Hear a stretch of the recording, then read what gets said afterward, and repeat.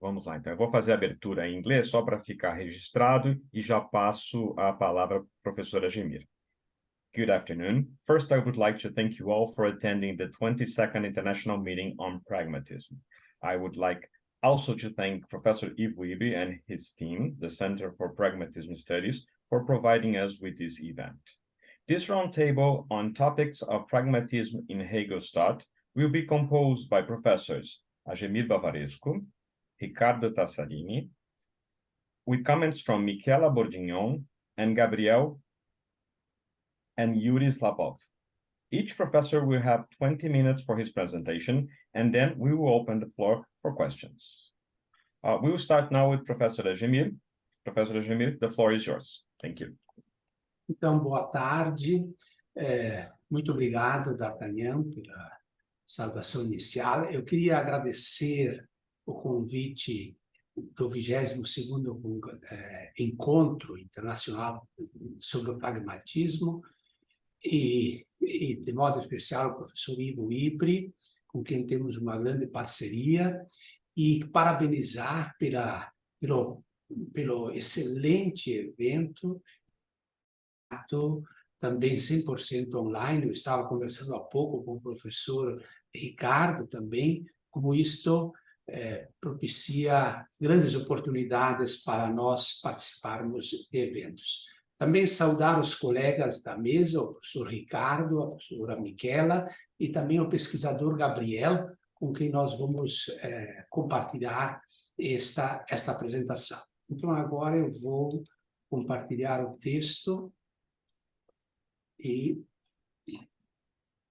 Então, pragmatismo hegeliano. Então, a interpretação semântico-pragmática de Brandon sobre a fenomenologia do espírito de Hegel foi publicada em sua obra A Spirit of Trust. Para Hegel, a pessoa torna-se sujeito atuante quando é conhecida e reconhecida como tal por outros sujeitos atuantes. Isso significa que o estatuto normativo de conceitos, como obrigação, responsabilidade e autoridade, é estabelecida por práticas sociais do reconhecimento mútuo. A modernidade é a era da dominação, mastery, a dominação do sujeito autônomo. Isso leva a uma concepção deficiente das normas, que está associada à alienação. A autonomia moral da autolegislação contém o problema de que a compulsão legal e a intelecção livre se contradizem.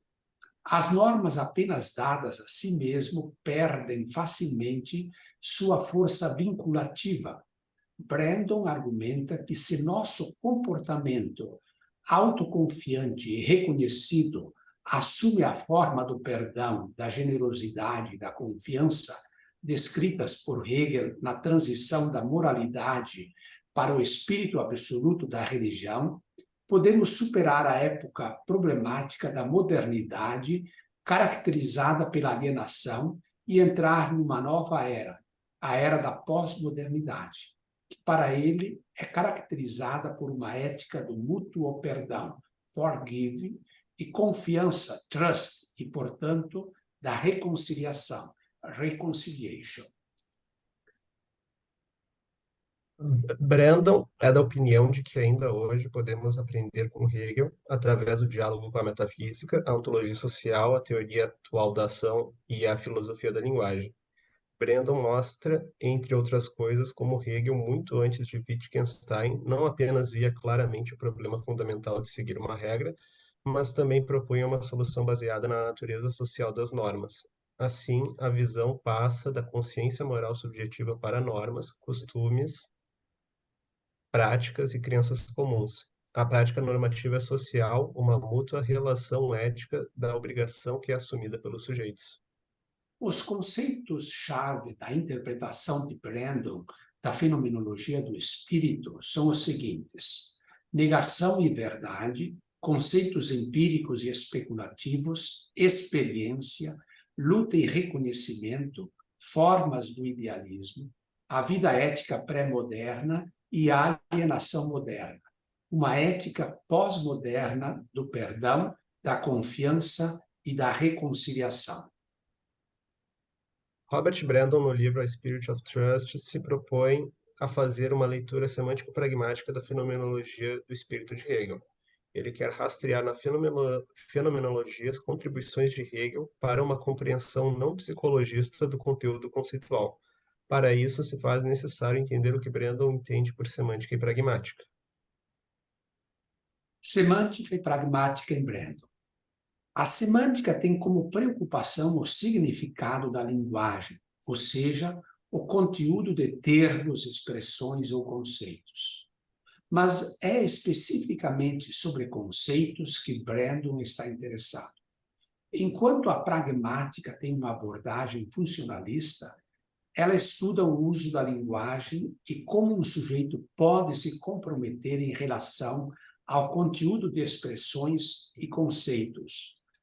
Dessa forma, o que confere conteúdo a um conceito é o uso que se faz dele. Portanto, ambas as áreas, em certo sentido, estudam o conceitual. Em relação à semântica, Brandon tem como contribuição o desenvolvimento da semântica de incompatibilidades. Essa semântica faz uma contraposição em relação à semântica fregeana. Frege tem como seus conceitos mais fundamentais a verdade e a falsidade. Portanto, a semântica fregeana é uma semântica fundamentada em valor-verdade. Em contrapartida, a semântica de incompatibilidades tem como princípio mais fundamental as noções de incompatibilidade material e relações subjuntivamente robustas de consequências materiais. Brandon atribui a Hegel essas duas noções. A primeira seria o que Hegel chamava de negação determinada, enquanto a segunda seria a noção de mediação. Segundo a abordagem da semântica de incompatibilidade, os valores de verdade, verdadeiro e falso não são apenas diferentes, mas são exclusivamente diferentes. Não é possível ambos serem o caso se um é, o outro necessariamente não é. Dessa forma, a inteligibilidade de ambos os conceitos depende da noção de incompatibilidade ou exclusão. É necessário um exemplo para entender o que Brandon quer dizer com incompatibilidades materiais e consequências materiais. A relação de exclusão que o formato circular tem com o formato triangular, ou seja, é impossível um objeto ter ambas as propriedades. 2. A relação de inclusão que o triângulo tem com o polígono. O fato de ser um polígono necessariamente tem que ser um polígono também. O fato de ser um triângulo necessariamente tem que ser um polígono também. Esse tipo de incompatibilidade revela uma característica intrínseca. Ela é uma incompatibilidade dialética modal, pois ela está coagindo objetos a necessariamente não terem propriedades incompatíveis, ao mesmo tempo que devem ter propriedades compatíveis que necessariamente se seguem umas das outras. Assim, esse tipo de incompatibilidade possui uma forma objetiva. Contudo, há uma forma subjetiva que as incompatibilidades também podem assumir. Incompatibilidades que articulam o que as coisas são ou podem ser para a consciência. Podemos chamar esse princípio de coerção normativa deôntica. Um sujeito não deve ter compromissos e práticas empíricas que sejam incompatíveis, além de que deve reconhecer as consequências do seu ato de reconhecer algo. Portanto, essa forma subjetiva carrega em si uma esfera pragmática. Essa estrutura semântica bivalente tem uma forma análoga no lado da pragmática, isto é, em teorias do uso de locuções linguísticas, em vez de significados ou conteúdos que essas locuções expressam. Aqui, o ponto de partida são os atos, as coisas que os falantes e pensadores podem fazer e as atitudes práticas que esses atos expressam, em um sentido diferente, pragmático, em vez de semântico da palavra expressar. Os atos básicos do lado pragmático das incompatibilidades são a afirmação e a negação. A afirmação exprime o ato de aceitação, enquanto a negação exprime o ato de rejeição por parte dos indivíduos. Os atos que expressam atitudes de aceitação e rejeição podem ser tão simples como dizer sim ou não, em resposta a uma afirmação ou pergunta. Assim como a semântica tem a incompatibilidade como fundamento, a vertente pragmática também a tem, para a exclusão essencial e dá sentido tanto à aceitação quanto à rejeição. Uma pessoa pode dizer sim ou não, mas não pode simultaneamente aceitar ou rejeitar algo. É por isso que atos como afirmar e negar contam como informação nos casos em que há exclusão entre suas atitudes. A diferença entre o lado pragmático e o lado semântico é que a exclusão aplicada às atitudes pragmáticas tem um caráter normativo. Seria incorreto que alguém realizasse atos de fala que expressassem simultaneamente a aceitação e a rejeição de um determinado conteúdo, embora isso fosse possível. A vertente deôntica da modalidade de incompatibilidade das atitudes práticas de aceitação e rejeição, na vertente pragmática, contrasta com a vertente alética da modalidade de incompatibilidade relativa à verdade e à falsidade na semântica. A incompatibilidade é entendida em termos da impossibilidade de o item avaliado ser verdadeiro e falso ao mesmo tempo. Estas formulações formam dois polos distintos. Um objetivo, que trata da realidade empírica em si, e um sentido subjetivo, que trata do que a realidade empírica é para um sujeito. O nome desta tese é realismo conceitual ilemórfico bimodal. Realismo conceitual, como na interpretação de Brandon, porque Hegel é um realista dos conceitos. Tudo o que é pensado por um sujeito já é conceitual. Por outro lado, bimodal ilemórfico refere-se à dualidade entre as modalidades aléticas e as modalidades deônticas, que regem cada um dos polos da noção de incompatibilidade material e consequência material. Esta é uma explicação não psicologista do conteúdo conceitual, uma vez que não se baseia em qualquer noção psicológica para explicar o fundamento do conteúdo conceitual.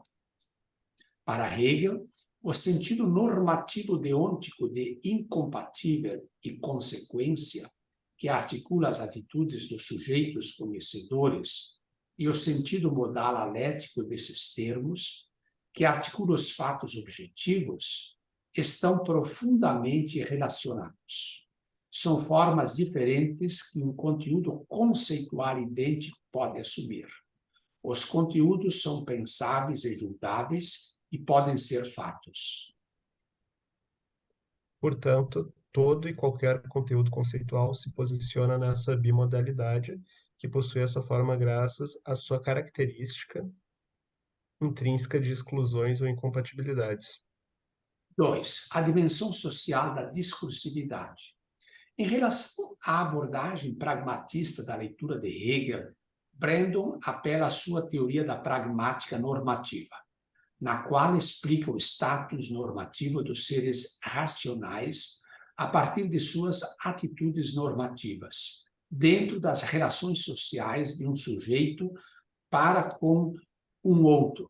Para isso, Brandon trabalhará três ideias: a ideia kantiana da intencionalidade, da normatividade, a ideia hegeliana de reconhecimento e uma segunda ideia hegeliana chamada de rememoração. Uma ideia kantiana que influenciou bastante a filosofia de Hegel é a ideia de que a característica básica da intencionalidade é normativa, o que distingue seres racionais de criaturas exclusivamente sencientes não é um tipo de substância mental ou espiritual, mas sim o caráter normativo da sapiência. Nesse sentido, juízos e ações intencionais são aquilo pela qual somos responsáveis. São nossos compromissos, exercícios de nossa autoridade. Os termos responsabilidade, compromisso e autoridade são conceitos normativos. De acordo com Brandon, Kant concebe os seres sapientes como criaturas que vivem, se movem e têm seu ser em um espaço normativo de compromissos e direitos. Compromissos normativos são aqueles pelos quais temos razões para termos compromissos teóricos, juízos, ou compromissos práticos, ações. O sentido desses compromissos racionais é de que é sempre apropriado pedir razões, normas, que os justifiquem, e não no sentido que sempre se tenha boas respostas para essas demandas. Dessa forma, a unidade mínima de responsabilidade é o juízo, e não o conceito. A forma do juízo é entendida como aquilo pelo qual alguém se torna responsável pelo conteúdo de um juízo. Assim se estabelece um padrão para a avaliação normativa sobre a verdade de sentenças. Kant usa a definição de liberdade de Rousseau: obedecer a uma lei que alguém estabelece para si mesmo, transformando-a em um critério de demarcação para a coerção normativa. Liberdade é a coerção normativa, enquanto normas são o que alguém reconhece como razões para julgar e agir. O que distingue uma restrição de normas por uma restrição causal é que a primeira é uma autorrestrição.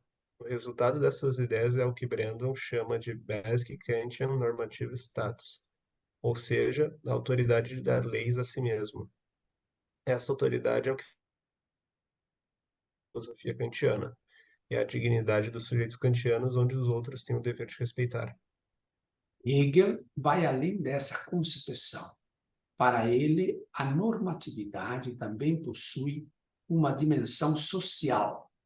A abordagem social da normatividade diz que os status normativos são atribuídos por atitudes normativas, em que há um reconhecimento recíproco, ao invés de autovinculação autônoma.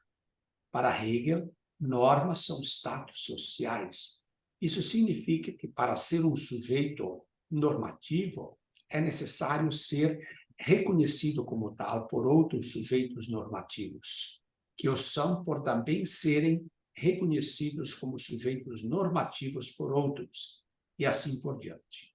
Ou seja, a autoridade de comprometer a si mesmo, basic Kantian normative status, depende de ser respeitado pelos outros.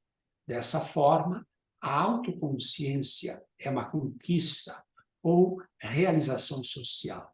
Brandon chama essa ideia hegeliana de reconhecimento.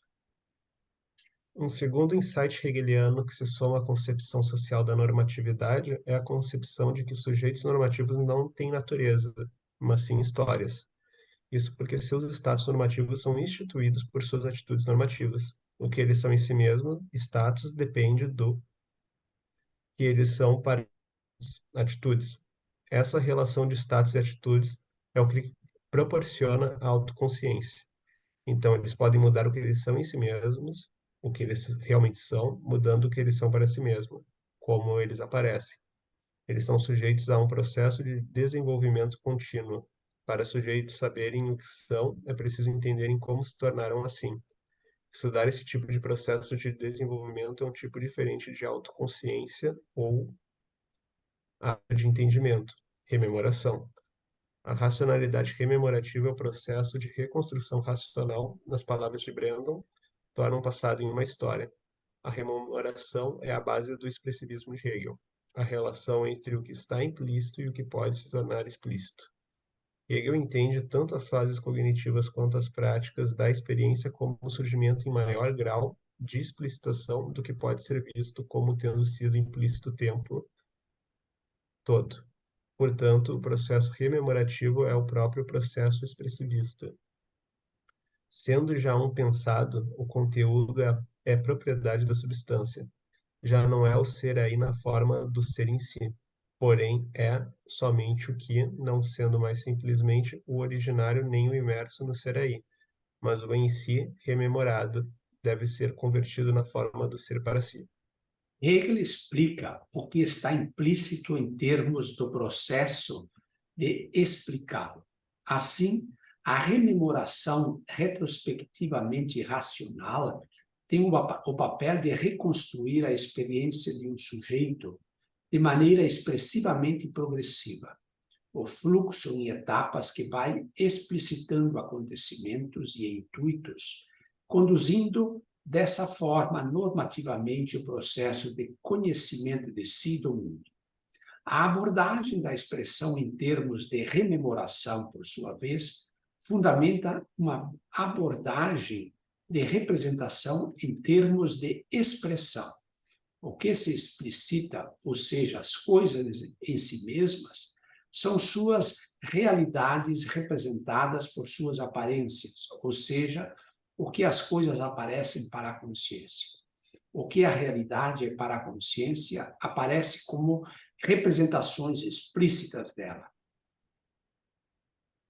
É a partir da rememoração retrospectiva que poderá ser abarcado tanto a determinação do conteúdo conceitual quanto a normatividade das aplicações de conceitos com conteúdo determinado em julgamentos empíricos e exercícios práticos de agência intencional. A história expressiva rememorativa explica as relações recíprocas entre atitudes normativas e status normativos, a dependência de atitude de status normativos e a dependência de status das atitudes normativas.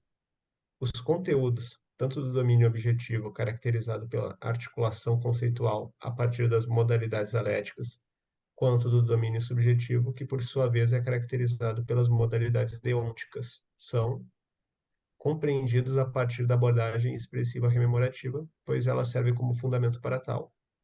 Finalmente, o novo tipo de autoconsciência teórica que ganhamos com a rememoração fenomenológica de Hegel é concebida como possibilitando uma nova forma de normatividade prática.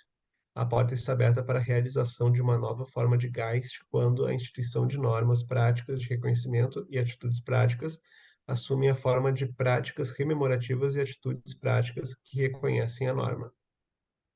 A rememoração é, dessa forma, a ideia que conecta tanto o polo semântico, teoria do conteúdo conceitual, quanto o polo da pragmática normativa, o procedimento das atitudes pragmáticas na aplicação de conceitos, conferindo dessa forma o núcleo da pragmática hegeliana. É isso aí. Muito obrigado. Obrigado, professora Gemir, Gabriel. Então, vamos seguir agora com a apresentação do professor Ricardo. Well, first of all, I will talk in Portuguese, but my presentation will be bilingual. Primeiramente, eu gostaria de agradecer imensamente a organização desse 22º Encontro Internacional sobre o Pragmatismo, né? Tá belíssimo o evento, é uma honra e um prazer participar, em especial ao professor Ivo Ibre, né, pelo gentil convite. Eu vou já passar a minha apresentação, porque ela acabou ficando um pouco extensa. Eu espero não que a velocidade de fala ainda seja compreensível, mas eu tentei minimizar o possível, né? Ok. Eu já vou passar diretamente, então, a leitura do texto, porque eu acho que ele é autoexplicativo. O título foi Aspectos Práticos e Pragmáticos da Filosofia como Sistema ainda hoje, por meio de conceitos sistematizadores. Conceitos sistematizadores. Um dos grandes legados do idealismo alemão, e particularmente da filosofia de Hegel, é a visão e o desenvolvimento da filosofia como sistema. A visão da filosofia como sistema é particularmente importante, pois significa não ter múltiplas realidades, de acordo com diversas visões, mas buscar estabelecer uma compreensão universal da realidade, mesmo com a diversidade de visões possíveis. No entanto, como poderia ser estabelecida hoje uma visão da filosofia como um sistema, com tanta diversidade de visões e interpretações filosóficas, e até as incorporaria? Uma resposta positiva a essa questão será dada mostrando como tal a visão é possível através da utilização de determinados conceitos aqui denominados conceitos sistematizadores. Tais conceitos foram elaborados a partir de considerações sobre o idealismo alemão e particularmente sobre a filosofia de Hegel, mas não se limitam a eles. Nesse sentido, também serão particularmente discutidos aspectos práticos e pragmáticos do conjunto de conceitos sistematizadores e seus usos, especialmente sobre os conceitos sistematizadores espírito e espírito absoluto. A conjunção dos termos prático e pragmático aqui se refere a um conhecimento da prática e uma prática do conhecimento, ou seja, possibilitando a realização de ações que alteram o que nos rodeia, mas nas quais também se compreende os motivos pelos quais se agem e por que os fatos ocorrem, referindo-se particularmente à existência de experiências possíveis que venham a estar de acordo com uma antecipação por conceitos. Os conceitos sistematizadores aqui discutidos são filosofia de cada um, realidade para cada um, grau de elaboração de uma filosofia, sistema de todas as possíveis filosofias, autoconsciência, sistema das autoconsciências, razão, espírito e filosofia. Começando então por filosofia de cada um e realidade para cada um. A principal razão para propor os conceitos sistematizadores é a necessidade de compreender o mundo em que vivemos, incluindo nós mesmos, de forma prática e pragmática, particularmente um mundo em que existe múltiplas opiniões, visões de mundo e tipos de filosofias e conhecimentos específicos. Nesse contexto, para tal compreensão, é imprescindível a compreensão dos comportamentos das pessoas. Notavelmente, o comportamento de uma pessoa depende das suas características e especialmente das suas opiniões, visões de mundo e tipos de conhecimento que possui. Correlativamente, suas opiniões, visões de mundo e os tipos de conhecimento que possui definem o que é realidade para ela. Nesse sentido, são introduzidos dois conceitos sistematizadores, inicialmente, que estão correlacionados para permitir lidar com tal fenômeno: a filosofia de cada um e a realidade para cada um. Esses dois conceitos estão implicados na compreensão prática e pragmática do mundo em que vivemos. De um modo geral, é referido como a filosofia de cada um a compreensão e a expressão do que é a realidade para cada um. Observe que esse significado do termo filosofia é um dos registrados em dicionários e geralmente é como é compreendido pelo senso comum. Deve-se notar que tal expressão e compreensão são aqui entendidas como mais do que um mero sistema de asserções sobre o que é o mundo. A filosofia de cada um expressa o que é a realidade para ele. Assim, assumir-se-á aqui, no final das contas, que os dois conceitos estão intimamente ligados e podem ser identificados. A filosofia de cada um é a realidade para cada um, e a realidade para cada um é a sua filosofia. Por exemplo, considere como se Isaac Newton expressa sua compreensão e, portanto, a sua experiência e vivência do tempo e do espaço absolutos. Cito Newton: o tempo absoluto, verdadeiro e matemático, por si mesmo e por sua própria natureza, flui igualmente sem relação com nada externo. O espaço absoluto, em sua própria natureza, sem relação com nada externo, permanece sempre semelhante e imóvel. Fim de citação. Particularmente nessa citação, Newton descreveu o que é a realidade para ele como parte de sua própria filosofia.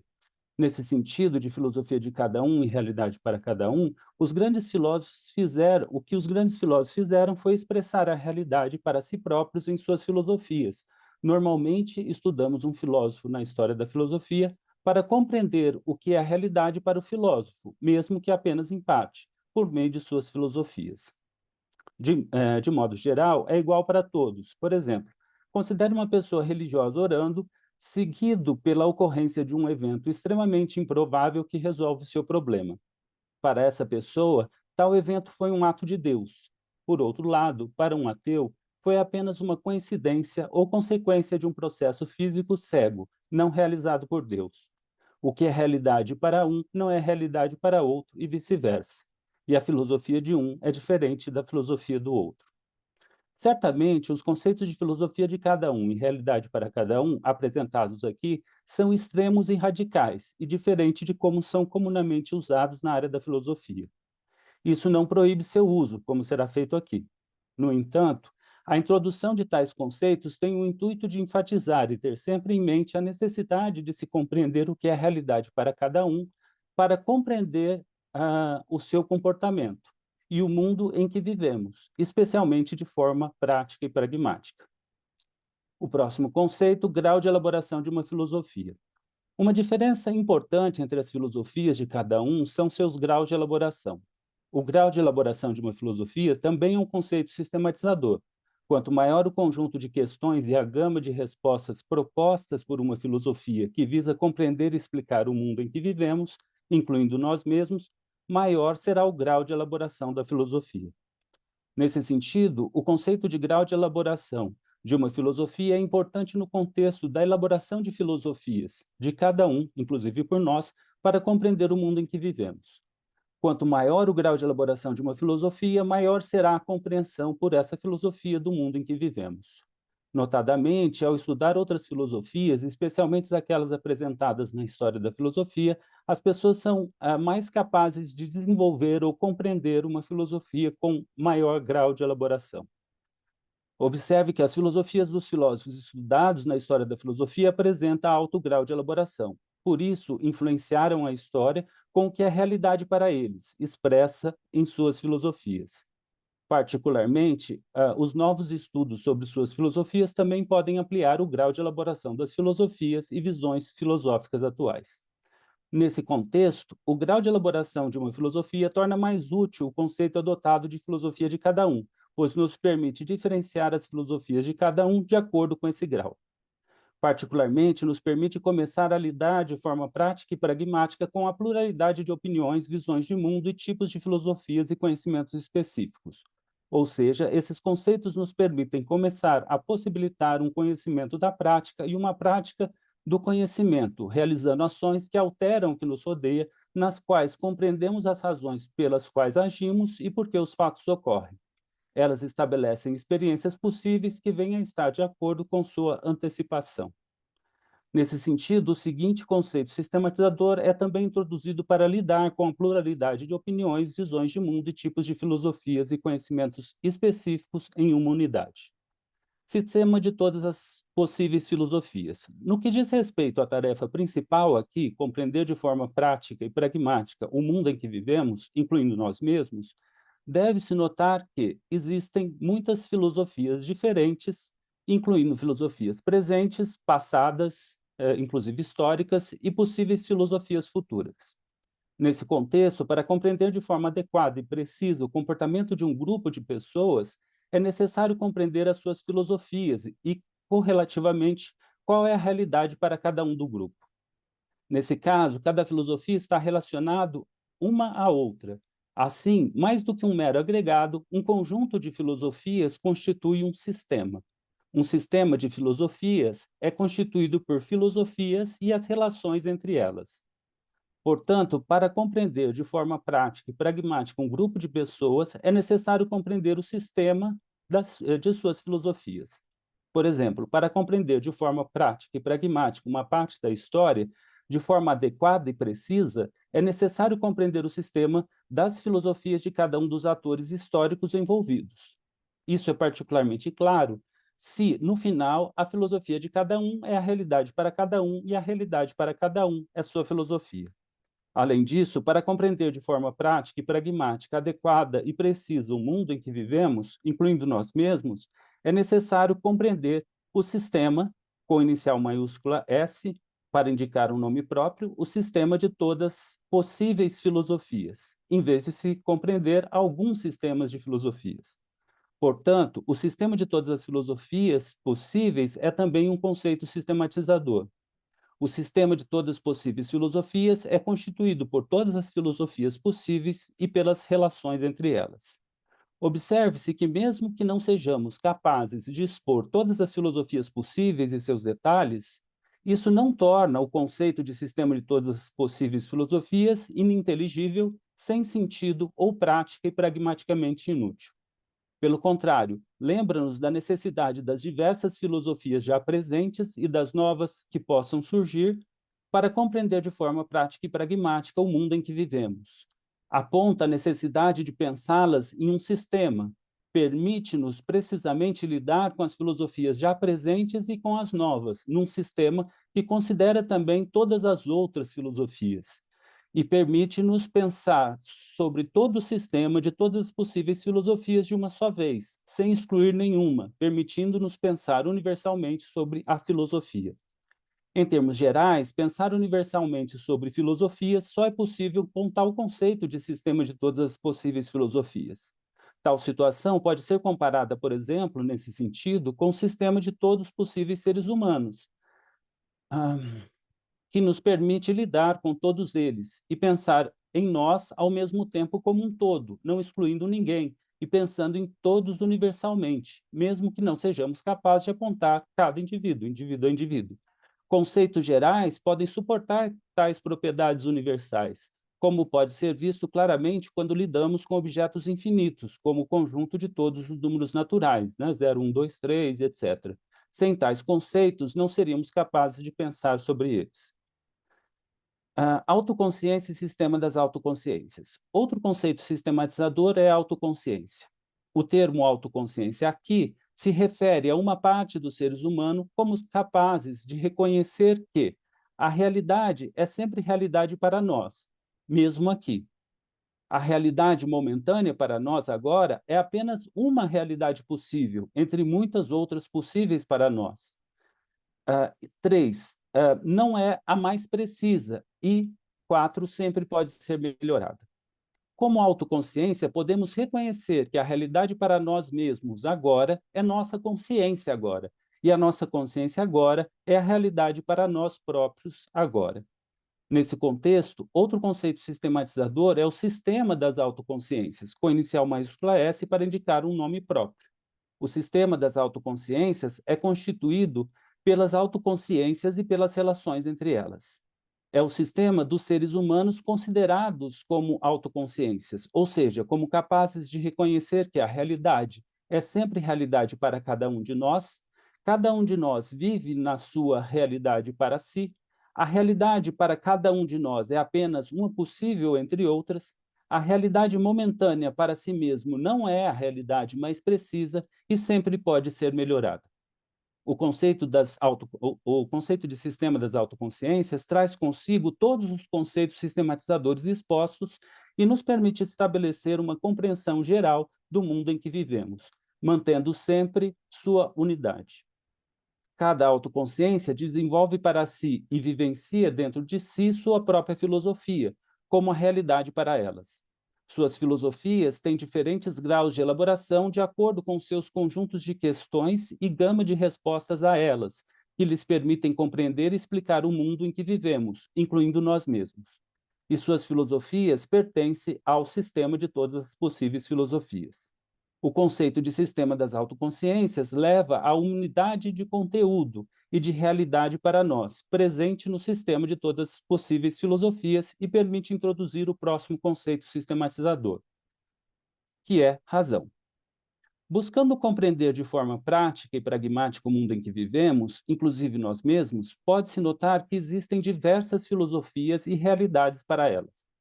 Talvez existam tantas filosofias e realidades para elas quanto os filósofos, ou até mais, porque um filósofo pode adotar mais de uma filosofia em sua vida, durante sua vida.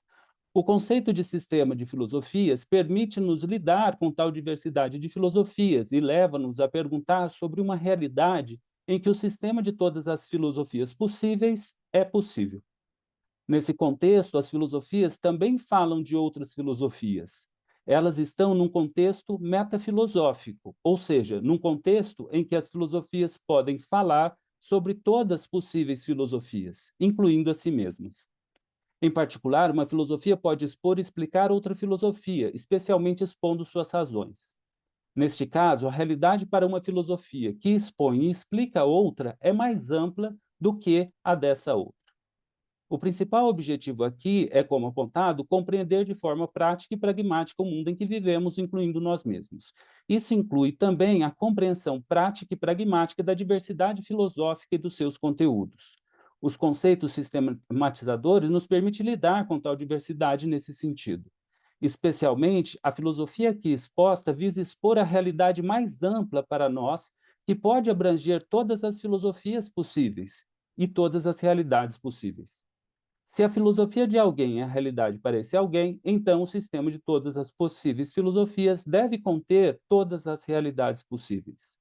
Isso nos leva ao conceito sistematizador de razão, com R maiúsculo, como a realidade mais ampla para nós, que pode abranger todas as filosofias possíveis, todas as realidades possíveis. Observe que, nesse sentido, tudo que é inteligível está na razão, e tudo que está na razão é inteligível. A razão não é tomada aqui como uma capacidade humana, mas como uma espécie de conteúdo objetivo, possível para nós. Alguns conteúdos da razão são realidade para nós agora, e outros não.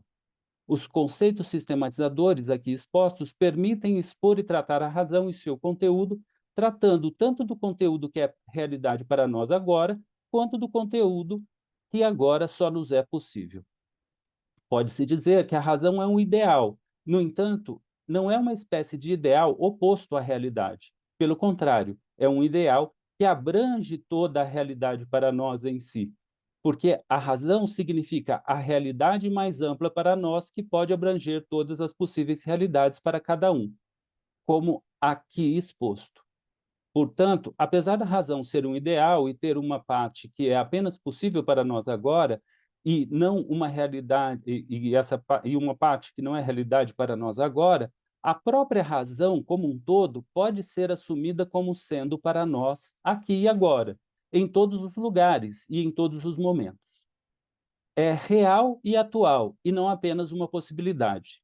Essa razão ideal e real contém em si todas as nossas filosofias e todas as realidades vivas e vividas por nós. No final, a razão pode ser pensada como um estado de autoconsciência suprema, que contém e conhece a si mesma e todos os outros. Note-se que, mesmo que não consigamos ter um conhecimento de todo o conteúdo da razão, isso não torna esse conceito ininteligível, sem sentido ou prática e pragmaticamente inútil. Pelo contrário, lembra-nos da necessidade de considerar as diversas filosofias já presentes e as novas possíveis que podem surgir, bem como a realidade para elas. Tudo isso como pertencentes ao mundo em que vivemos. Lembra-nos da necessidade de considerar as diversas filosofias já presentes e as novas possíveis que possam surgir, bem como as realidades para elas, em nossa compreensão prática e pragmática do mundo em que vivemos. Aponta a necessidade de pensá-las como uma unidade, em um sistema, para que haja uma só realidade. Também nos permite lidar com o sistema de todas as filosofias possíveis e as realidades para elas, na nossa compreensão prática e pragmática do mundo em que vivemos. Permite-nos pensar toda a realidade de uma só vez, não excluindo nada. Permite-nos pensar universalmente sobre a realidade. Por fim, permite-nos compreender de forma prática e pragmática que estamos sempre expandindo nossa autoconsciência em direção à autoconsciência suprema, pois somente ela é a perfeita compreensão do mundo em que vivemos como um todo. Isso nos leva ao próximo conceito sistematizador de espírito. O penúltimo conceito sistematizador aqui é espírito. Espírito é a autoconsciência que é capaz de reconhecer a razão e a si mesmo dentro da razão. Nesse sentido, todos somos espíritos. A utilização do conceito de espírito aqui também traz consigo todos os conceitos sistematizadores expostos, em particular, ao utilizá-lo, o ser humano é pensado como uma autoconsciência dentro de uma compreensão maior e suprema, possível e real, a razão. No final, a própria razão pode ser pensada como um espírito, o espírito supremo, como a autoconsciência suprema que contém e conhece a si mesma e a todos os outros. Nesse caso, pode-se referir a ela como o espírito absoluto. Esse uso do termo espírito foi retirado de uma possível interpretação da filosofia hegeliana que inspirou a elaboração dos conceitos sistematizadores aqui, para se ver e tratar a filosofia como sistema. Semelhante ao que foi dito sobre o conceito de razão, mesmo que não sejamos capazes de ter consciência de todo o conteúdo do espírito absoluto, a suprema autoconsciência, isso não torna esse conceito ininteligível, sem sentido ou prática e pragmaticamente inútil. Pelo contrário, lembra-nos da necessidade de considerar as diversas filosofias possíveis, bem como as realidades para elas, como pertencentes ao mundo que vivemos como um todo, incluindo o passado, presente e futuro. Lembra-nos da necessidade de considerá-las na nossa compreensão prática e pragmática do mundo em que vivemos e que, para nós, elas são a nossa compreensão dele. Aponta a necessidade de pensá-las em uma unidade e em um sistema, para que haja apenas uma realidade e uma única compreensão máxima do todo. Também nos permite lidar com o sistema de todas as filosofias possíveis e a realidade para elas, na nossa compreensão prática e pragmática do mundo em que vivemos. Permite-nos pensar toda a realidade e seu conhecimento de uma só vez, não excluindo nada, permitindo-nos pensar universalmente a realidade. Finalmente, permite-nos compreender de forma prática e pragmática que somos sempre espíritos, autoconsciências, expandindo nossa autoconsciência em direção à autoconsciência suprema, o espírito absoluto, porque só mesmo ele é, pelo seu próprio significado introduzido aqui, a compreensão perfeita do mundo em que vivemos como um todo. Nesse sentido, pode-se dizer que os conceitos sistematizadores estabelecem um novo tipo de sistema metafísico ontológico, no qual o espírito absoluto é a realidade última que engloba em si toda a autoconsciência possível, toda a filosofia possível e toda a realidade possível. No entanto, deve-se notar que o seu maior papel e função é nos permitir pensar e lidar de forma prática, pragmática e sistemática com as diversas compreensões da realidade, todas as filosofias e suas realidades, que é precisamente o seu significado. Nesse sentido, é uma espécie de conceito prático e concreto. O seu caráter metafísico, ontológico, emerge de seu próprio significado e compreensão prática e pragmática, e de sua adequação, permitindo-nos compreender a realidade como um todo, com diversas compreensões da realidade e das suas realidades. Filosofia. Por fim, o último conceito sistematizador aqui é o de filosofia, com inicial F maiúscula, indicando um nome próprio. A filosofia é a atividade de elaborar uma série de filosofias que buscam cada vez melhor expor a razão, ou o espírito absoluto. Conforme considerado aqui, a realidade para cada um é a filosofia de cada um, e a filosofia de cada um é a realidade para cada um. Portanto, a filosofia é uma atividade existente e realizada o tempo todo por todos nós, os seres humanos. É preciso compreender o mundo em que vivemos, incluindo nós mesmos. A filosofia de cada um pode conscientemente tomar-se como filosofia, com F maiúsculo, como aqui proposto e como está sendo feito aqui. Conjuntamente, mesmo uma filosofia de cada um que não o faça, não se considere filosofia com F maiúsculo, e que seja radicalmente contra fazê-lo, pode ser considerado como filosofia também. Ao expor conteúdos inteligíveis, está expondo partes da razão. Como apontado, a razão é a realidade mais ampla para nós, que pode abranger todas as filosofias possíveis, todas as realidades possíveis, e, nesse caso, o que qualquer filosofia está realizando é, consciente ou inconscientemente, expor a razão para si mesma. Expõe parte que compreende da realidade mais ampla que pode abranger todas as filosofias e todas as realidades. Nesse sentido, a realidade das filosofias que se consideram filosofia, com F maiúsculo, é mais amplo do que a realidade das filosofias que não o fazem. Considerações finais. Este artigo procurou apresentar o conjunto dos conceitos sistematizadores e apontar como eles proporcionam uma possibilidade de se ver e tratar de forma prática e pragmática a filosofia como sistema. Ainda hoje, a conjunção dos termos prático e pragmática aqui se refere a um conhecimento da prática e uma prática do conhecimento, possibilitando realizar uma ação que muda o que nos rodeia, na qual também se compreende os motivos pelos quais se agem e por que os fatos ocorrem, referindo-se particularmente à existência de experiências possíveis que venham a estar de acordo com a antecipação por conceitos. Os conceitos sistematizadores aqui discutidos foram filosofia de cada um, realidade para cada um, grau de elaboração de uma filosofia, sistema de todas as filosofias possíveis, autoconsciência, sistema das autoconsciências, razão, espírito e filosofia. Nesse sentido, esse artigo buscou estabelecer uma possibilidade de compreensão geral por meio de conceitos sistematizadores, apontando como lidar de forma prática e pragmática com as diversas opiniões, visões de mundo e tipos de filosofias e conhecimentos específicos em uma unidade, o que é necessário para se compreender de forma prática e pragmática o mundo em que vivemos como um todo. Não se afirma nem pretende se negar que existam muitas outras visões sobre filosofia ou o mundo em que vivemos, possivelmente a dos nossos ouvintes agora. Pelo contrário, assume-as e também que são necessárias para se constituir a filosofia aqui exposta. Nesse sentido, também não afirma que a exposição aqui seja capaz de convencer a todos que veem o mundo a partir de suas próprias filosofias e realidades, ou mesmo que todos devam ser convencidos por ela. Procura-se apenas proporcionar uma possibilidade de visão e de manejo prático e pragmático da filosofia como sistema ainda hoje, como aqui proposto para futuras discussões. Finalizando, nesse sentido, quanto à possibilidade de incorporar um conhecimento específico à filosofia como sistema hoje, de forma prática e pragmática, podemos proceder da seguinte forma.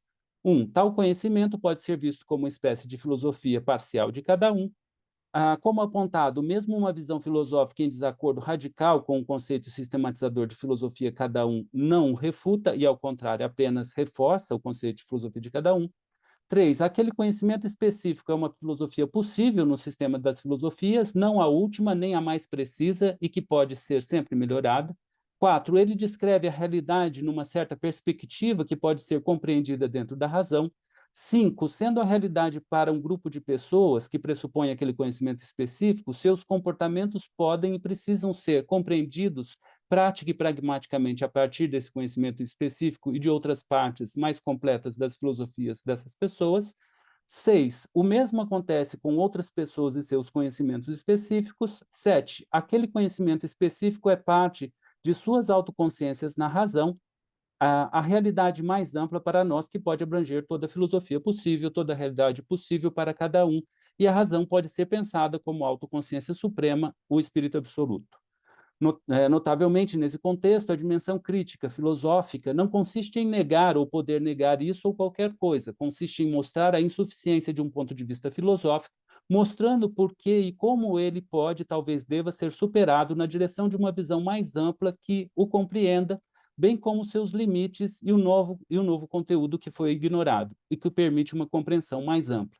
No final, vai em direção à razão ou espírito absoluto. Por fim,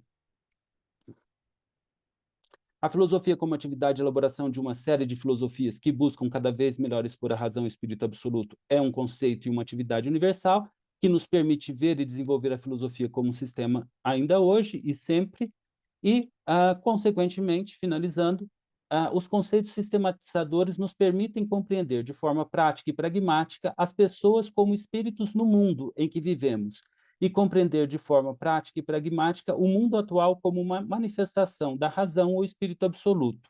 Nesse sentido, o espírito absoluto é um conceito prático e pragmático. A razão como espírito absoluto e nós, como espíritos, somos o mundo mais real e concreto em que vivemos. É isso, grato. Desculpem se passei dos meus minutos. Eu acho que como nós estamos na última do dia, a gente tem um pouquinho de tempo aqui, por isso que eu não pressionei muito. Muito obrigado, professor Ricardo Tassinari. Passo agora a palavra para a professora Michela Bordignon. Boa tarde a todos. É um grande prazer, é uma honra estar aqui para conversar e debater o trabalho dos colegas Adjemir e Ricardo, que tanto me ensinaram desde quando eu cheguei no Brasil para trabalhar com a comunidade hegeliana brasileira. É um grande prazer estar aqui neste evento. O que eu vou apresentar são dois textos que escrevi com um aluno, que o meu orientando, Yuri Slavos, que infelizmente não pode estar aqui porque ele está viajando para Brasília para participar do Congresso da Sociedade Hegel. Os dois textos são muito grandes, então acho que não vou conseguir ler tudo. Eu queria saber mais ou menos quanto tempo eu tenho. 20 minutos eu tenho? Isso, professora, 20 minutos. Perfeito. Então, eu vou já compartilhar o primeiro texto, que é o comentário ao texto do Adjemir. Ok. Vou começar a leitura do texto. Então, Adjemir e Gabriel abordam alguns temas de fundamental importância, dentre eles a divisão do conteúdo conceitual entre o lado subjetivo e o lado objetivo. O lado subjetivo é constituído por incompatibilidades e implicações materiais que se restringem ao âmbito deontológico, ao lado objetivo com o âmbito modal. Quer dizer, temos incompatibilidades e implicações que falam sobre deveres, compromissos, etc., e aquelas que falam sobre necessidades, contingências, etc. Bom, há uma diferença entre os dois lados. No lado subjetivo, acatar pensamentos conflitantes não é uma impossibilidade dada de saída, pelo contrário, como diz Brandon, e nós o citamos, it is impossible to make incompatible claims or to fail to acknowledge a necessary consequence of a claim one has endorsed. It is merely impermissible to make claims or endorse judgments with incompatible contents. Citação. Bom, nesse sentido, é plenamente possível que nós encontremos em contradição quanto às nossas afirmações. Contudo, endossar afirmações contraditórias possui algum conteúdo semântico. Acatar afirmações contraditórias conscientemente é algo que poderia ter significado para nós. Responder a essas perguntas é de fundamental importância para entender a filosofia hegeliana e a sua relevância no debate contemporâneo. Ou seja, não é suficiente, ainda que necessário, reconhecer que a afirmação de que algo é vermelho é incompatível com a afirmação de que este mesmo algo é azul, verde, etc. Temos que considerar que a afirmação que se segue, de que algo não é azul, verde, etc., é constituinte da primeira afirmação e vice-versa. Neste último ponto, o conceito hegeliano da negação determinada parece ser mais complexo do que a noção brandoniana de incompatibilidade material. Afinal, é a contradição propriamente dita que dá conta de todo o conteúdo da afirmação. No nosso exemplo, o não ser vermelho é constituinte do conteúdo semântico da afirmação de algo ser vermelho. Em outras palavras, as afirmações incompatíveis com algo é vermelho, tais como algo é azul, verde, etc., são instâncias fundamentais da constituição da afirmação da cor deste algo.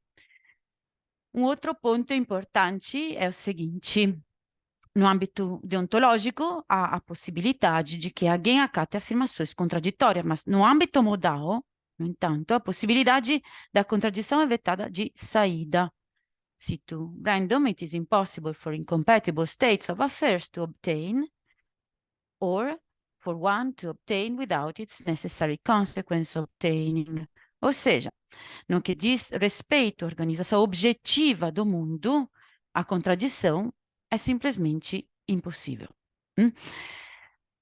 Na constituição ontológica da realidade, não há contradições. O objeto vermelho é vermelho e não azul, verde, etc. A constituição do objeto vermelho não é afetada pelas outras cores que são por ele negadas. Para resumir, no âmbito deontológico, temos de nos esforçar para considerar a contradição como parte constituinte das afirmações, aqui no âmbito modal. Isso não é possível logo de cara. Mais especificamente, Brandon afirma que, longe de rejeitar a lei de não contradição, Hegel radicaliza, coloca no centro do seu pensamento. Mas se queremos analisar a relevância do pensamento hegeliano no debate filosófico contemporâneo, acho interessante questionar esta inspiração hegeliana e o seu valor neste debate contemporâneo. Esta leitura parece não dar conta de uma série de afirmações de Hegel sobre a dialética e do lugar que a contradição tem nela. Por exemplo, ao longo de todo o desenvolvimento do seu pensamento, Hegel parece se distanciar bastante da leitura que Brandon propõe da negação determinada e, consequentemente, da contradição, em termos de incompatibilidade material. Por exemplo, numa das teses do texto de habilitação do 1801, Hegel afirma que a contradição não é a regra da falsidade, mas da verdade, contradictio est regula veri. Ou na parte central do seu sistema lógico, bem no começo da doutrina da essência, Hegel chega a afirmar que todas as coisas são em si mesmas contraditórias. Nesse sentido, queríamos saber mais sobre isso. Vocês compartilham a leitura de Brandon? Vocês acham que essa leitura concerne e funciona simplesmente ou somente na fenomenologia do espírito, ou ela tem a ver também com o sentido mais geral da dialética hegeliana? E nesse caso, como seria possível dar conta das afirmações hegelianas, como aquela que mencionamos, que parecem sair dos esquemas conceituais baseados na lei de não contradição. Outro ponto de fundamental importância da leitura brendomiana de Hegel tem a ver com as noções de reconhecimento e rememoração. Tais noções pretendem dar conta de problemas kantianos ainda reminiscentes de certo tipo de dualismo cartesiano. There is at least a potential danger that Kant's alternative division of things into facts and norms, a causarium subjects to laws expressible in alethic modal terms and a discursive realm subject to rules expressible in deontic normative terms, similarly devolves into a dualism. End of quote. Fim da citação. De acordo com Brandom, em Kant, as normas são autoimpostas pelo indivíduo. Quando estas normas estão plenamente constituídas, elas parecem se tornar fatos exteriores à jurisdição normativa do sujeito. O problema que se segue disso é, portanto, a relação entre a força de vinculação das regras, por um lado, e sua origem por meio da autoimposição, por outro. Nesse sentido, a externalidade da vinculação é um problema. Hegel resolveria isso, nos diz Brandon, trazendo a normatividade de volta à Terra, isto é, alocando a normatividade nas nossas práticas compartilhadas. É aqui que entram os conceitos fundamentais mencionados por Agemir e Gabriel. A normatividade nasce das práticas compartilhadas somente se há um reconhecimento mútuo de todos os sujeitos como responsáveis pela criação e pelo respeito daquelas regras. Isto, obviamente, difere de forma substancial da autoimposição através de um exercício de abstração, tal qual o imperativo categórico. Ao mesmo tempo, quando chegamos a este ponto do reconhecimento, naturalizamos as normas de modo que nós damos conta que não há nada fora dessa normatividade compartilhada. Este é o nosso mundo, e é um mundo criado por sujeitos que se reconhecem, seja lá em que medida, como autoridades. Portanto, é possível que restreemos ou rememoremos a história das normas compartilhadas como que retrospectivamente explicitando a história da constituição dessas regras. Veja, com o reconhecimento mútuo e a rememoração, nada está fora do âmbito do conceitual. Nós constituímos recognitivamente nosso próprio mundo humano, naturalizamos as normas e não podemos ver nada fora disso. Neste ponto, gostaríamos de tecer algumas considerações de espírito McDowelliano, a leitura de Brandon. De fato, John McDowell irá em direção parecida com o de Brandon, no que diz respeito à naturalização das normas. Faz parte de nossa natureza, enquanto seres autoconscientes, que nosso mundo já seja imediatamente permeado por normas por nós criadas. No entanto, parece que a figura de Hegel, que Brandon nos apresenta, tem algo de fundamental, a saber, a possibilidade de qualquer tipo de externalidade. Brandon tem em vista tornar explícito aquilo que, de alguma forma, já tem por definido e definitivo tudo o seu conteúdo conceitual. Não se trata de modo algum de se deparar com impactos do mundo exterior sobre o sujeito, como exercendo algum tipo de autoridade sobre esse sujeito. Trata-se apenas de destrinchar algo que não é independente de nós, porque, pelo contrário, é construído por nós. Não parece haver um risco nessa falta de independência, que é exatamente um dos focos de toda a filosofia de McDowell. E aqui paro com o primeiro comentário, tem outras considerações, mas acho que tem alguns pontos interessantes para conversar. E passo agora para apresentar algumas breves considerações, breves nem tanto, em relação à fala do Ricardo.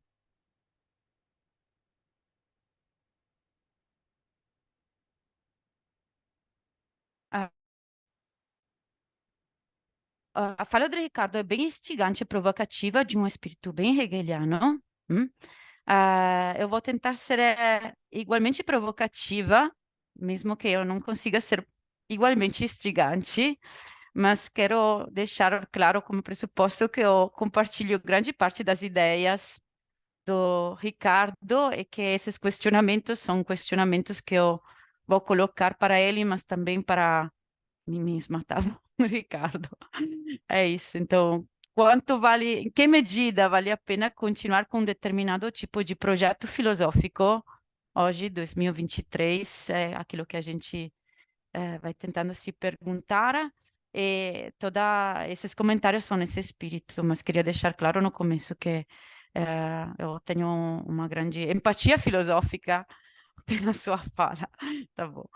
Então, vou começar a leitura do... Talvez a gente tenta responder junto, conversar depois para a gente achar outros desenvolvimentos da sua fala. E, vou lá, estou emocionada, dá para ver. Então, o artigo de Ricardo foca em um dos principais aspectos do pensamento de Hegel, que é a ideia da filosofia como sistema. Ele reflete acerca da possibilidade de continuar a trabalhar com uma compreensão universal da realidade contra ou ao lado da ideia de haver múltiplas e talvez incompatíveis concepções de realidade. Bom, na verdade, de acordo com Hegel, para que seja ciência, a filosofia deve necessariamente ser sistemática. E sua ideia de sistema parece estar relacionada à ideia de uma concepção compreensiva da realidade.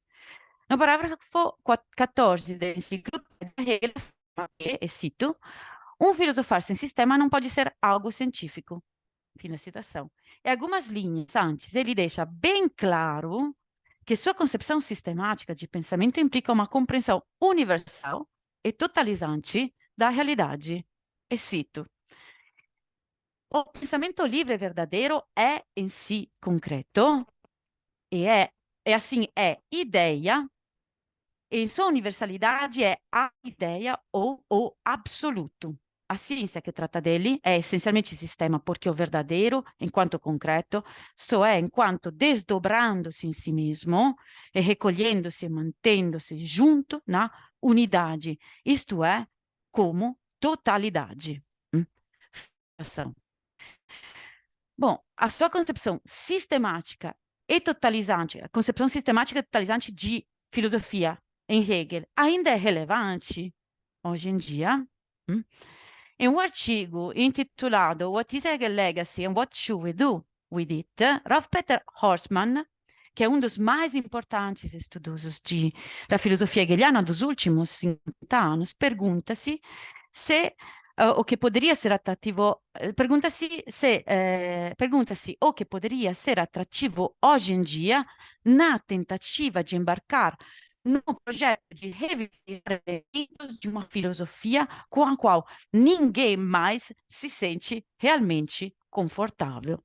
E de modo interessante, ele responde o seguinte, esta é uma citação do artigo do Horstmann, que fala o seguinte, o trabalho filosófico de Hegel representa, em um sentido paradigmático, um tipo de filosofia que é fortemente comprometida com tendências holísticas. Essas tendências são responsáveis por ele ser a favor do que poderia ser chamado de Systemphilosophie. Agora, a Systemphilosophie, no sentido de Hegel, está fora de moda desde seus dias. Eu entendo que ninguém hoje em dia realmente quer oferecer uma segunda chance à versão sistema de uma abordagem holística em filosofia. Sem boas razões para supor que para Hegel a ideia de sistema foi constitutiva de sua teoria filosófica, então questiona-se como é possível pensar em Hegel como um filósofo cujo legado é de algum valor para nós. Fim da citação. Bom, de fato, as atualizações do pensamento de Hegel, isso tem a ver também com a fala do Adjemir e do Gabriel. Então, as atualizações que parecem mais populares hoje, em geral, que têm dominado o debate filosófico nos últimos 30 anos, são certamente aquelas que não levaram a sério as intenções sistemáticas da filosofia de Hegel. tirarem inspiração de motivos fortes e explicitamente hegelianos, pensadores tais como Robert Brandon, John McDowell, Arthur Danto, Axel Honneth, só para mencionar alguns nomes, mas poderia mencionar também, por exemplo, Judith Butler, certamente não se preocupa em ter que comprar o sistema de Hegel como um todo. Ao invés disso, essas grandes vozes do pensamento filosófico contemporâneo estavam preocupadas em partindo de certas ideias e certas teses hegelianas sem considerar a estrutura sistemática na qual elas foram implantadas.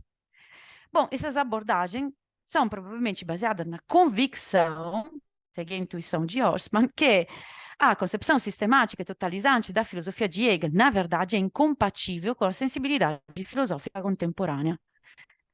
Ricardo parece embarcar em um caminho de pesquisa diferente e a fim de mostrar a necessidade de atualizar exatamente o que parece não fazer muito sentido dentro do nosso debate filosófico contemporâneo. Ainda é realmente possível um mundo no qual há múltiplas opiniões, visões de mundo, filosofias, formas específicas de conhecimento, falar de uma compreensão universal e totalizante da realidade? A resposta muito interessante de Ricardo é que não é que a compreensão universalizante e totalizante é possível a despeito das múltiplas opiniões, visões do mundo, etc. Mas que essa compreensão universal e totalizante é necessária exatamente, me parece, por conta da multiplicidade de opiniões, visões de mundos, filosofias, etc. Isso pode fazer muito sentido se se segue o insight de Hegel, de acordo com o qual se pode pensar um sistema universal e totalizante que não exclui múltiplas particulares e diferentes visões e concepções da realidade, mas que, ao invés disso, as inclui. Hegel, ele mesmo parece sugerir esta concepção de sistema integrador quando ele afirma que, e cito sempre do parágrafo, por sistema entende-se, erroneamente, uma filosofia que tem um princípio limitado, distinto dos outros. Ao contrário, é o princípio da verdadeira filosofia conter em si todos os outros princípios particulares. Fim da citação. A coisa particularmente interessante da análise de Ricardo, e eu nisso sigo a leitura dele, é que esse projeto filosófico, vamos dizer assim, é que ele realmente leva a sério a noção de sistema de filosofia de Hegel, elabora uma análise profícua e provocativa do que ele define como conceitos sistematizadores.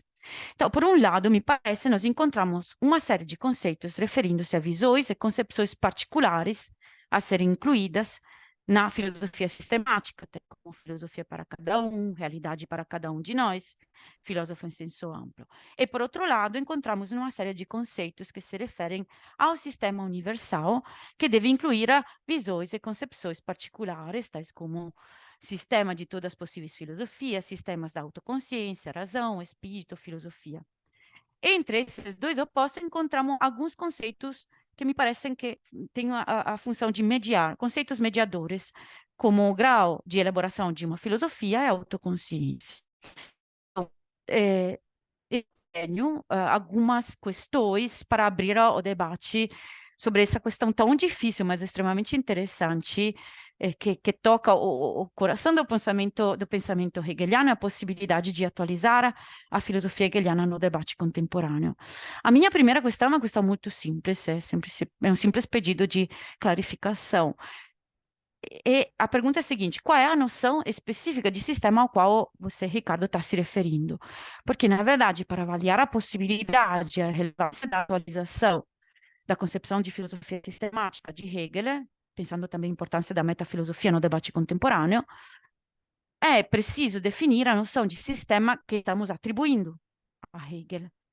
Na introdução da tradução da enciclopédia, Klaus Brinkmann caracteriza o sistema como, e cito, um corpo de conhecimento completo, abrangente, organizado em torno de um princípio central, tal que todas as proposições foram rigorosamente derivadas em uma linha argumentativa progressiva e todas as partes conectadas metodicamente uma às outras. Fim da citação. Essa definição parece adequada. Mas eu me pergunto se ela é a única noção possível de sistema com a qual podemos trabalhar, e me pergunto se como é possível trabalhar com ela nesta linha de atualização da contribuição filosófica de Hegel. Mais especificadamente, há alguns pontos sobre a noção de sistema que precisam ser, acho, discutidos. Em primeiro lugar, esse conceito de sistema pressupõe, me parece, uma visão monista, tanto sobre o pensamento quanto sobre a realidade que o pensamento pretende dar conta, na medida em que o sistema depende de um único princípio, fundamentando todos os elementos do sistema ali mesmo.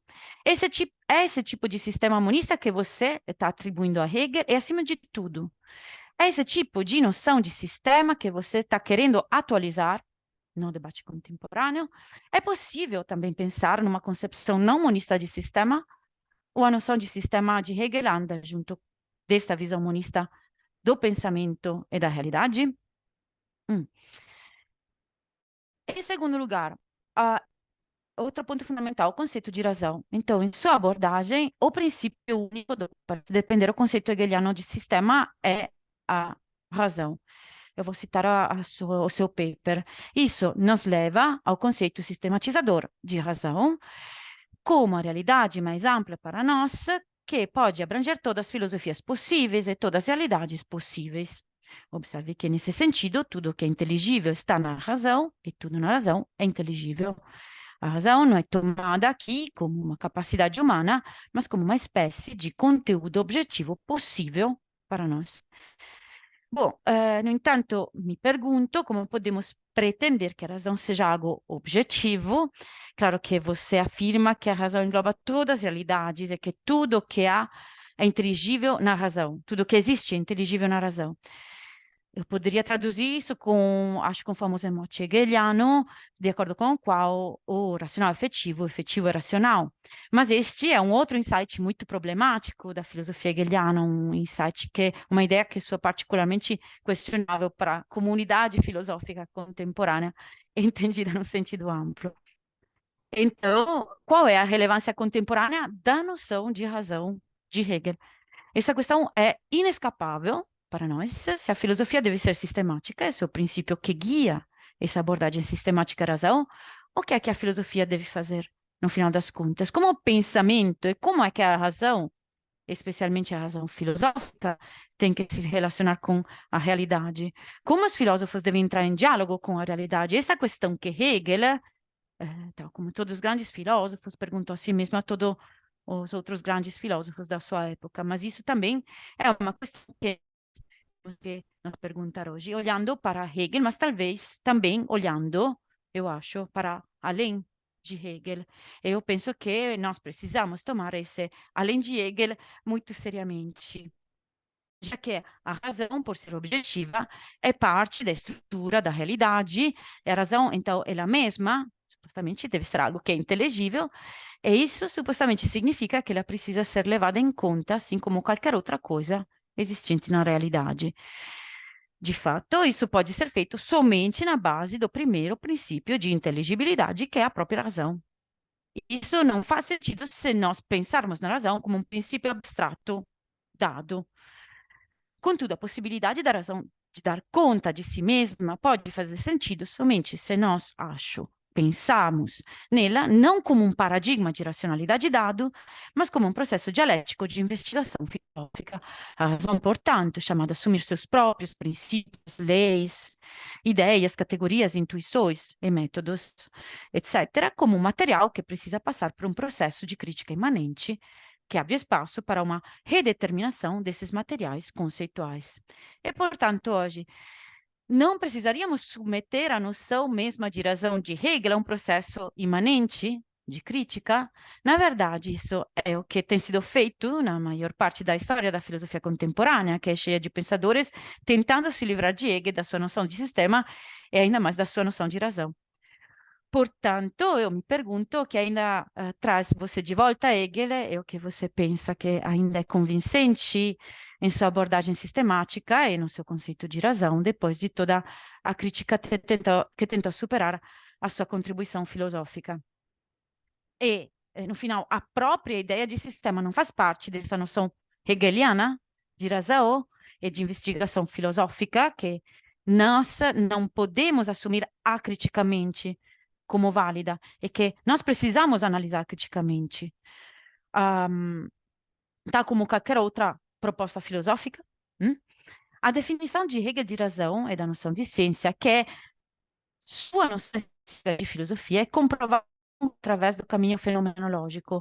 Então, ela é completamente mediada ao longo, através do sistema mesmo. De todo modo, na fenomenologia, assim como no sistema como um todo, a condição sistemática para a filosofia ser científica é, me parece, pressuposta. Em sua apresentação, você explica como esta ideia de filosofia sistemática é possível. Você faz isso através da noção de conceitos sistematizadores. No entanto, mostrar que uma tal concepção de filosofia sistemática é possível não é equivalente a mostrar que ela também é necessária ou que ela é a melhor opção disponível para dar conta das diferentes visões do mundo, formas específicas de conhecimento, opiniões, etc. E acho que eu vou parar aqui. Teria algumas outras coisas para falar, mas acho que já foi suficiente. Espero que os comentários sejam claros e agradeço de novo pelo espaço e pelas falas dos colegas.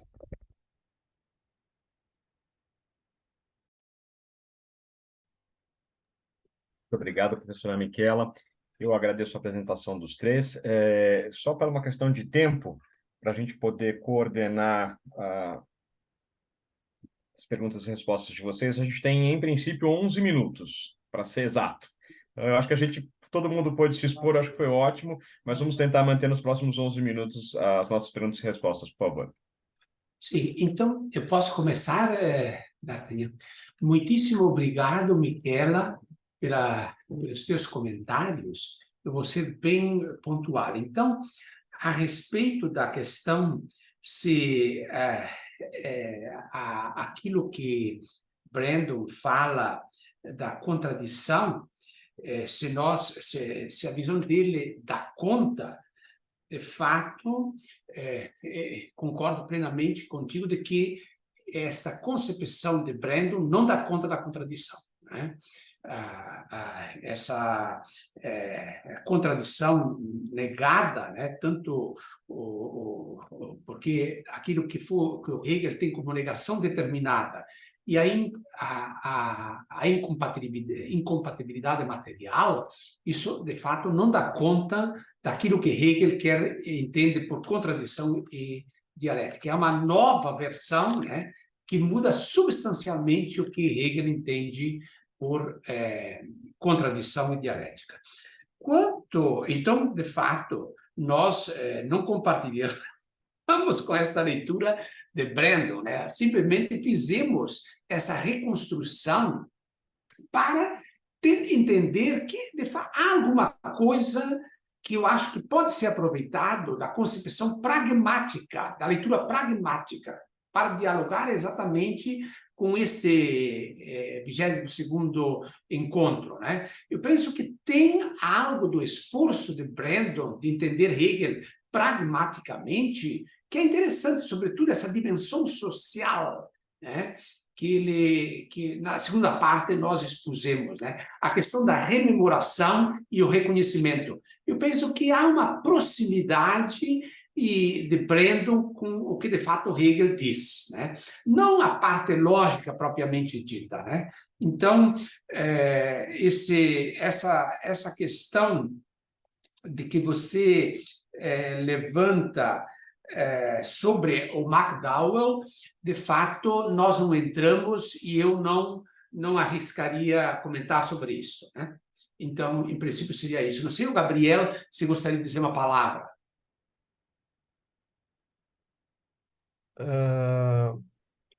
Boa tarde. Sobre McDowell, realmente a gente não entrou muito no assunto e eu não saberia dizer exatamente a diferença da concepção do realismo conceitual de ambos. Eu sei que há bastante similaridades, mas eu não sei exatamente onde ambos rompem. Em relação a, a como o Breno interpreta a noção de negação determinada, eu vi muitos muitos comentadores, muitos filósofos que discordam bastante, criticam bastante Brandon em relação a isso. Eu vi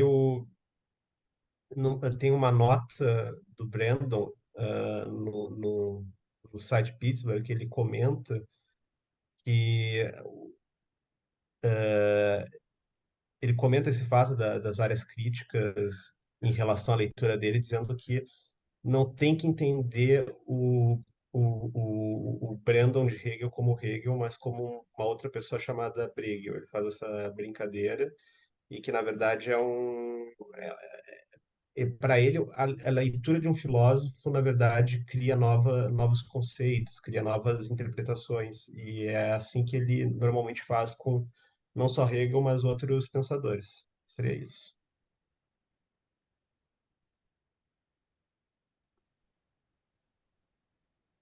Bom, posso começar?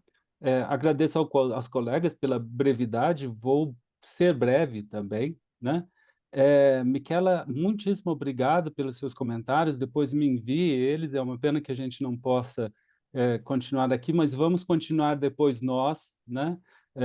Podemos até fazer uma sessão gravada, depois colocar como apêndice para o pessoal, se quiserem, emendar, né? É uma pena não poder sempre a gente aprofundar, a gente fica com todo mundo sempre com um gostinho de quero mais e não é, mas então passando diretamente, eu vou tentar ser breve.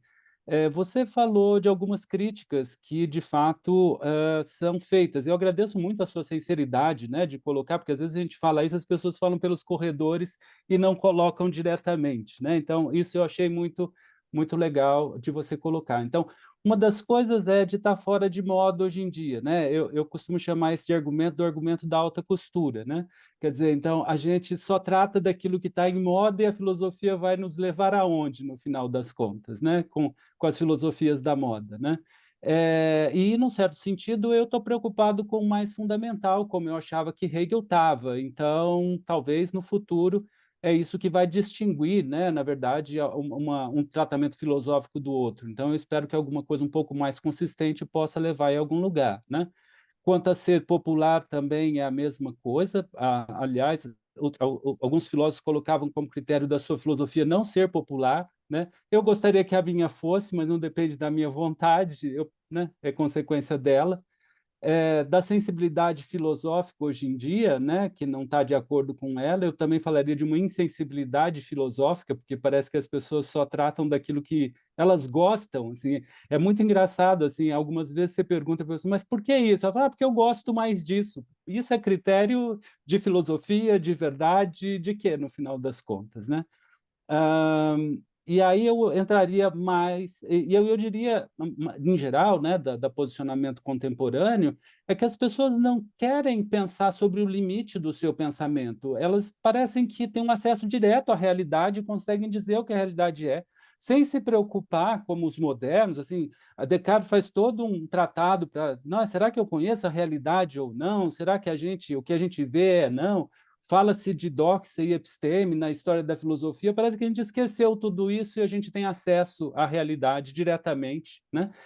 Então, eu acho que as pessoas não estão a fim de fazer essa autocrítica mesmo do seu pensamento, talvez por isso que a noção de sistema, a noção de pensar razão, a noção de pensar coisas absolutas seja tão impopulares, né?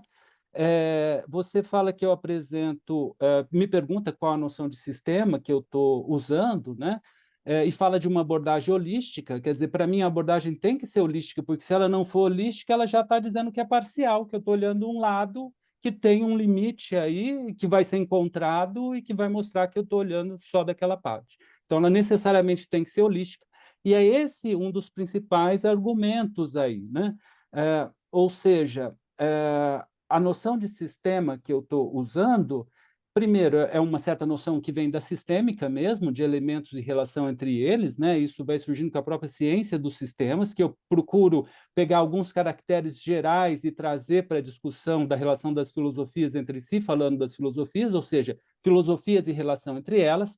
É verdade que quando a gente fala de um sistema filosófico, em termos literários, a gente está falando de algo muito mais desenvolvido, né? Mas justamente eu acho que é isso que o Hegel faz, ele não fala de sistema num sentido literário, ele não está interessado na ideia de um, de outro, na obra de um, de outro, e sim na nossa compreensão da realidade. Então, essa noção de sistema se refere a uma busca de compreensão sistêmica da realidade, e, portanto, holística, né? E aí vem o que para mim na filosofia do Hegel é muito claro, que ele não, que a tarefa da filosofia para ele, para mim também, não é estabelecer um dever ser, porque isso também as pessoas fazem, né? Fazem da filosofia algo quase como doutrinador, devemos fazer isso, devemos fazer aquilo. E ao meu ver, Hegel está falando daquilo que é e não daquilo que deve ser, né? Ainda que seja um idealista, e ele está dizendo justamente que a ideia é, e aí são os problemas de tentar entender isso, mas de novo, lidando com como as coisas são e não como elas devem ser. E, nesse sentido, o próprio conceito ou a compreensão, né, ela tem, principalmente enquanto é autorreferencial, regulações em si mesma, que estabelece o real para ela. Então, a abordagem via conceitos sistematizadores foi justamente tentar pegar essas autorregulações desses conceitos mesmo, de totalidade, de que eu penso a realidade, que a realidade para mim é o meu pensamento dela, que eu tenho que fazer um pensamento mais amplo. Quer dizer, é essas relações autorreferenciais que a lógica formal não consegue dar conta de jeito nenhum, né? Esse é um problema, né? Se joga fora para se poder ter a noção de verdade, por exemplo, com Tarski, né? É difícil fazer sistemas autorreferenciais, e nesse caso é um sistema autorreferencial que o próprio conceito dirige o pensamento, então não tem uma regra geral para você montar um sistema formal dentro da lógica, né? Então, é essa noção de sistema, né?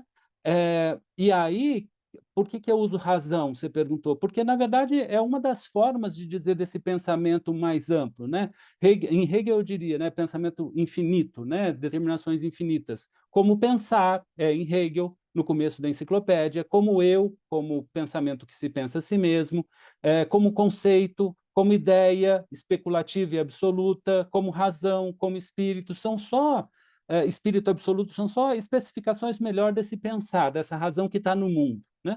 Então, ou seja, para mim é recuperar essa noção, né? E parar de não sei, tentar fazer a filosofia virar conhecimento de novo, e não só amor à filosofia ou amor à literatura. Para ser breve, eu ficaria por aqui.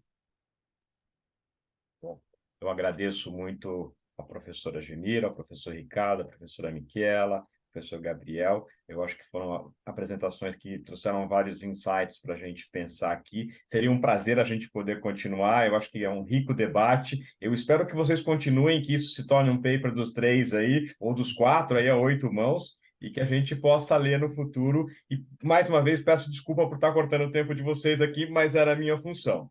Então, de novo, agradeço a todos. Continuamos amanhã. Eu acho que tem ótimas apresentações para a gente assistir amanhã, participar e poder sempre aprender um pouco mais. Agradeço a todos e até a próxima. Se me permite também uma palavrinha, Por né? favor, Queria professor. também agradecer ao Ademir, ao Ricardo, à Michela.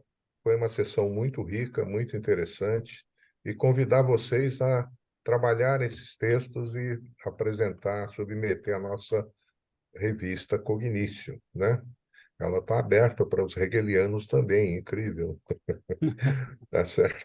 Foi muito bom e eu espero que vocês também tenham gostado da sessão e continuem, né? Não desapareçam, né? Agora tem o Congresso Hegel, né?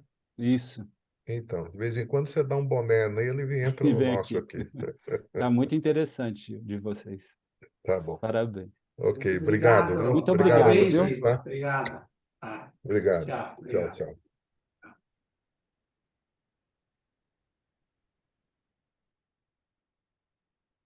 E Luísa, precisa fazer mais alguma coisa ou está tudo tranquilo? Oi, D'Artagnan, tá tudo tranquilo? Eu vou aqui interromper a gravação.